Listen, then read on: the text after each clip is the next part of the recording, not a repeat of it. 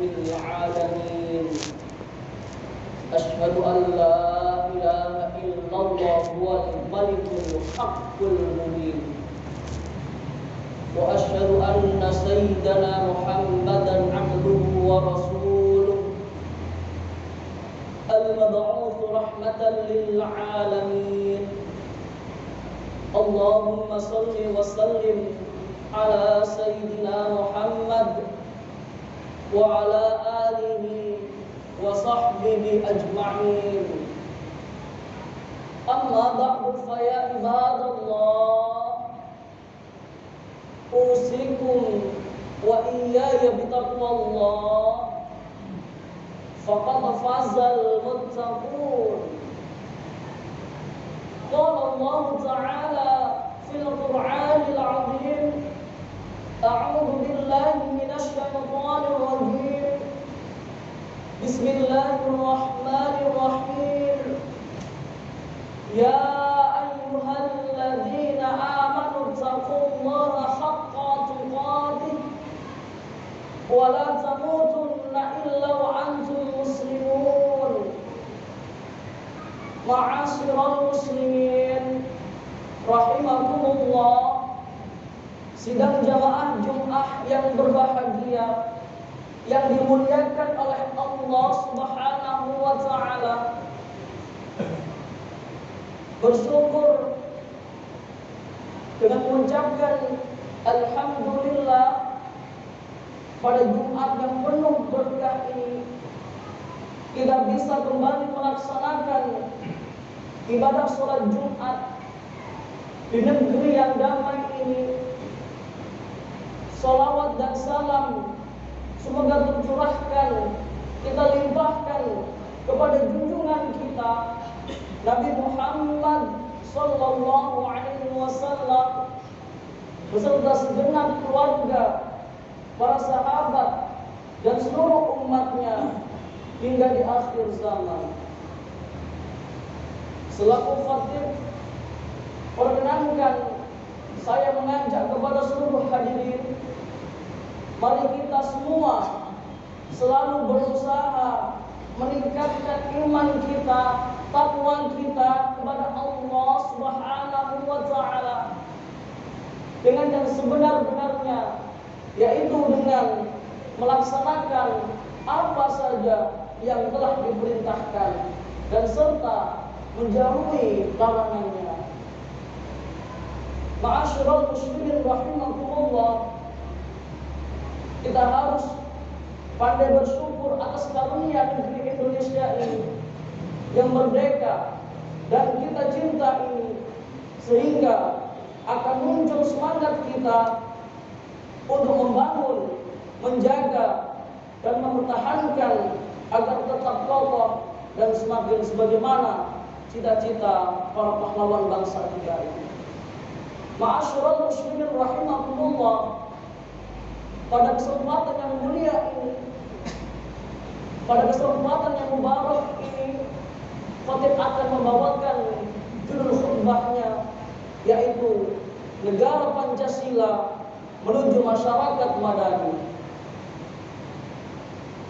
Allah Subhanahu wa taala telah berfirman di dalam Al-Qur'an surah Ibrahim ayat 7 yang berbunyi, wa idza ta'addana rabbukum la in syakartum la azidannakum wa la in kafartum inna 'adzabi lasyadid.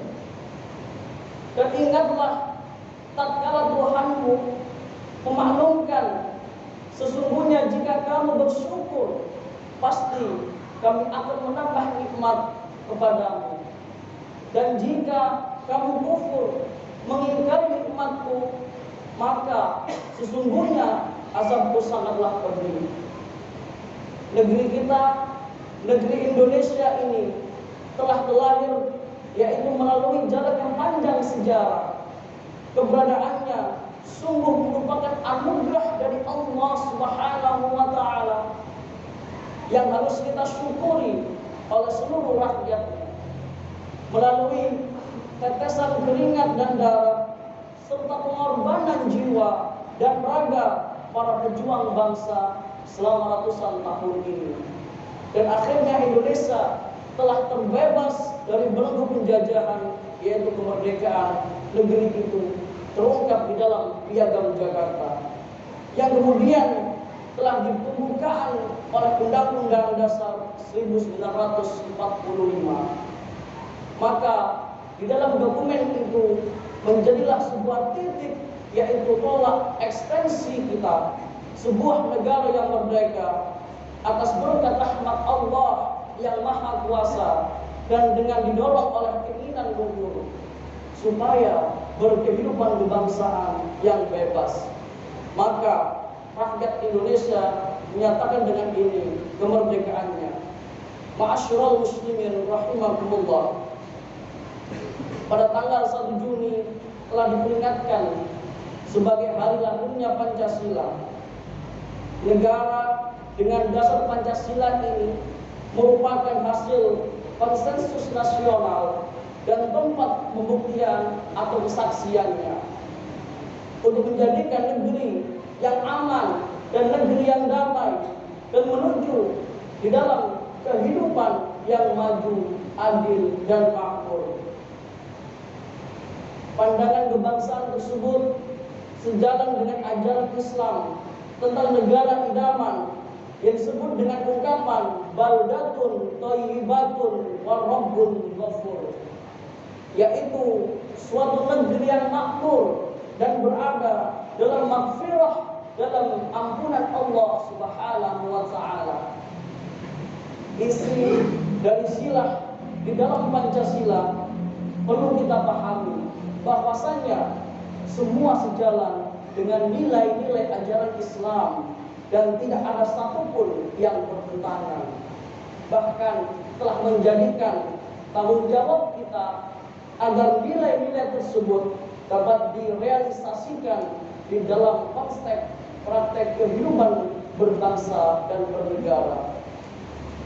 Ma'asyiral muslimin rahimakumullah, marilah kita pahami dan perhatikan dengan seksama bagaimana Pancasila sesungguhnya sejalan dengan nilai-nilai Islam. Jangan sampai kita salah paham, sebab sebenarnya Pancasila ini digali dari nilai-nilai ajaran Islam. Maka silah pertama adalah ketuhanan yang Maha Esa. Silah ini sangatlah identik dengan kandungan Al-Quran surah Al-Ikhlas ayat 1 yang berbunyi Qul huwallahu ahad. Katakanlah Muhammad, dialah Allah yang Maha Esa.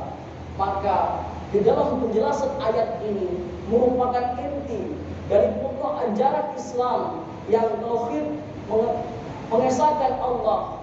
Maksudnya adalah sila pertama ini memberikan penegasan bahwa negara berlandasan kepada keyakinan bahwa Allah itu adalah Esa, sehingga setiap warga negara Indonesia wajib memiliki kekayaan agama, karena Indonesia bukan negara sekuler apalagi ateis.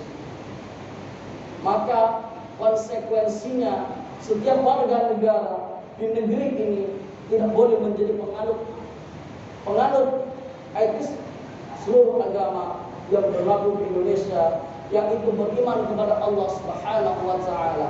Dan di dalam hal ini ajaran Islamlah yang semestinya mampu telah memberikan penjelasan yang sangat terbaik dengan konsep yaitu iman, tauhid di antara agama yang lainnya.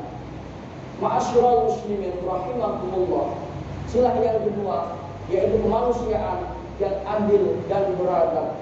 Silah ini sesuai dengan Al-Quran pada surah An-Nisa ayat 135 yang berbunyi Ya ayyuhalladzina amanu kunu qawwamina bil qisti syuhada'a lillah. Wahai orang-orang yang beriman, jadikanlah kamu orang yang benar-benar menegak keadilan, menjadi saksi karena Allah Subhanahu wa taala. Ayat ini merupakan salah satu ajaran yang sangat terpenting di dalam Islam yang menekankan yaitu tentang bagaimana perlakuan yang adil sesama manusia tanpa pandang bulu. Maka Islam telah menolak diskriminasi karena setiap manusia itu dilahirkan di dalam keadaan fitrah apapun itu latar belakangnya. Maka manusia dipandang setara tanpa memandang etnis, ras, agama, dan golongan. Di hadapan Allah hanya prestasi kita, ketakwaan kita yang membedakan antara manusia satu dengan manusia yang lainnya. Berdasarkan pada sila ini, seluruh warga negara Indonesia yang menjenguk mendapatkan kesamaan hak atau kedudukan di depan hukum. Ma'asyiral muslimin rahimakumullah. Martabatnya sebagai manusia telah dijunjung tinggi, maka hal ini sejalan dengan prinsip ajaran Islam yang menekankan perlakuan adil, karena berlaku adil itu merupakan bagian dari ketakwaan kita kepada Allah Subhanahu wa taala. Sebagaimana telah ditegaskan dalam surah Al-Maidah ayat 8 yang berbunyi, "I'dilu huwa aqrabu lit-taqwa." Berlakulah adil, karena adil itu lebih dekat kepada ketakwaan kepada Allah Subhanahu wa taala. Sila kedua ini dari Pancasila menekankan tegaknya keadilan dan kebajikan demi menjunjung tinggi harkat dan martabat manusia. Hal ini sejalan dengan perintah-perintah yang telah di dalam Al-Quran yang menjadikan sebuah pedoman hidup bagi seluruh kaum muslimin. Ma'asyiral muslimin rahimakumullah. Sila ketiga yaitu tentang persatuan Indonesia. Sila ketiga ini adalah sejalan dengan firman Allah dalam surah Al-Hujurat ayat 13 yang berbunyi, "Ya ayyuhan nasu inna khalaqnakum min dzakarin wa untha wa ja'alnakum syu'uban wa qabala lita'arafu." Hai manusia, sesungguhnya kami menciptakan kamu dari seorang laki-laki dan seorang perempuan dan menjadikan kamu berbangsa-bangsa dan bersuku-suku supaya kamu saling kenal mengenal. Maka ayat ini sangat relevan dengan kondisi objektif bangsa Indonesia yang terdiri atas berbagai suku, ras, dan golongan. Dengan kata lain, negeri ini dianugerahi dengan keberagaman yang harus dirawat dan harus dijaga dengan saling mengenal dan berinteraksi untuk mewujudkan persatuan bersama. Kita sebagai sebuah bangsa telah bersepakat menjadikan bahasa Indonesia sebagai bahasa persatuan demi mewujudkan persatuan nasional. Kita menyatakan bahwa janji sebagai bangsa Indonesia dan memiliki tumpah darah Indonesia, dan itulah yang mempersatukan kita. Persatuan sangatlah diperlukan dan menjadikan sebuah syarat untuk hidup bersama secara damai dan bergotong royong. Ma'asyiral muslimin rahimakumullah. Perintah untuk bersatu yang memiliki sebuah landasan secara teologis yang sangat kuat, sebagaimana diamanatkan dalam Al-Quran surah Al-Imran ayat 103 yang berbunyi, "Wa'tasimu bihablillahi jami'a wa la tafarraqu wa dhkuru ni'matallahi 'alaikum id kuntum a'da'an fa'alfa baina qulubikum fa asbahtum bi ni'mati ikhwanan wa kuntum 'ala shafa khurratin minan nar fantakum minha. Kadzalika yubayyinu Allahu lakum ayatihi la'allakum tahtadun." Dan berpeganglah kamu semuanya kepada tali agama Allah, dan janganlah kamu bercerai-berai, dan ingatlah akan nikmat Allah kepadamu ketika kamu dahulu masa jahiliyah yang bermusuh-musuh, maka Allah mempersatukan hatimu lalu menjadikan kamu karena nikmat Allah orang-orang yang bersaudara, dan kamu telah berada di tepi jurang neraka. Lalu Allah menyelamatkan kamu daripadanya. Demikianlah Allah menerangkan ayat-ayat kepadanya agar kamu mendapatkan petunjuknya. Ma'asyiral muslimin rahimakumullah. Silah keempat, kerakyatan yang dipimpin oleh hikmat kebijaksanaan dalam permusyawaratan perwakilan. Umat Islam telah diajarkan agar dalam membuat keputusan suatu perkara itu yang sangat terpenting bagi masyarakat agar dilakukan melalui proses musyawarah. Sebagaimana telah diperintahkan di dalam surah Asy-Syu'ara ayat 38 yang berbunyi, "Walladzina istajabu li rabbihim wa aqamus shalah wa amruhum shura bainahum wa mimma razaqnahum yunfiqun." Dan bagi orang-orang yang menerima, mematuhi seruan Tuhannya dan mendirikan sholat, sedang urusan mereka diputuskan dengan musyawarah antara mereka, dan mereka menafkahkan sebagian dari rezeki yang kami berikan kepada mereka. Maka ayat ini sungguh jelas telah menekankan agar para pemimpin telah melakukan sebuah musyawarah untuk mencapai sebuah mufakat dan menjadikan prioritas Islam dalam mengambil keputusan yang terbaik.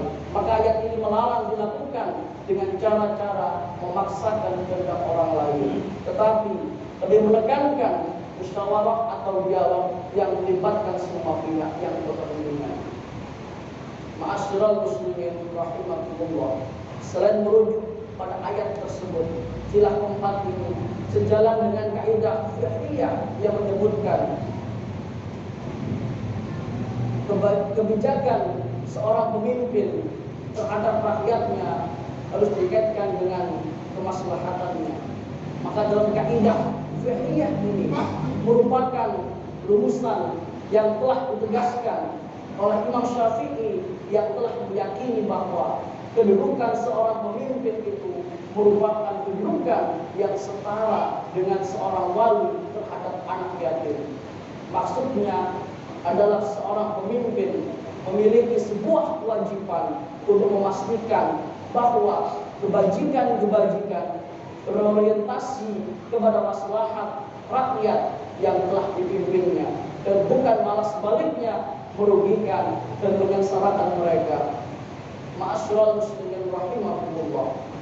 Silah kelima yaitu keadilan sosial bagi seluruh rakyat Indonesia. Silah ini merujuk pada surah An-Nahl ayat 90 yang berbunyi, "Innallaha ya'muru bil 'adli wal ihsan." Sesungguhnya Allah menyuruh kamu berlaku adil dan berbuat kebajikan. Maka ayat ini sangat menekankan bahwa di dalam sebuah keadilan dan kebajikan sosial harus selalu dijunjung tinggi demi perdamaian dan kesejahteraan secara bersama, untuk melindungi orang-orang yang telah lemah sehingga mereka mendapatkan jaminan untuk turut merasakan kesejahteraan bersama, baik secara kuantitas maupun kualitasnya. Ma'asyiral muslimin rahimakumullah. Demikianlah secara garis besar di dalam kedudukan Pancasila bagi bangsa kita Indonesia, dan khususnya kita umat Islam. Apabila kita sebagai seorang muslim telah melaksanakan perintah di dalam agama dengan benar, maka sesungguhnya secara bersamaan kita telah menjadikan seorang Pancasilais sejati. Sebab Pancasila sejalan dengan nilai-nilai Islam, nilai-nilai ajaran Islam, dan insya Allah akan menjadi wasilah turunnya rahmat dan berkah Allah sebagaimana yang telah dijanjikan di dalam Al-Quran, "Walau anna ahlal qura amanu wattaqaw lafatahna 'alaihim barakatin minas sama'i wal ardh walakin kadzabu fa akhadnahum bima kanu yaksibun." Jika kalau sekiranya penduduk negeri-negeri beriman dan bertakwa, pastilah kami akan melimpahkan kepada mereka berkah dari langit dan bumi. Tetapi mereka mendustakan ayat-ayat kami, maka kami siksa mereka disebabkan perbuatannya. Quran surah Al-A'raf ayat 96. Semoga Allah Subhanahu wa taala senantiasa memberkahi seluruh bangsa Indonesia dan kita dipelihara dari bahaya disintegrasi bangsa. Amin amin ya rabbal alamin. Barakallahu li wa lakum fil Qur'anil azim wa ja'alani wa iyyakum bima fihi min al-ayati wa dhikril hakim. Innahu huwal ghafurur rahim.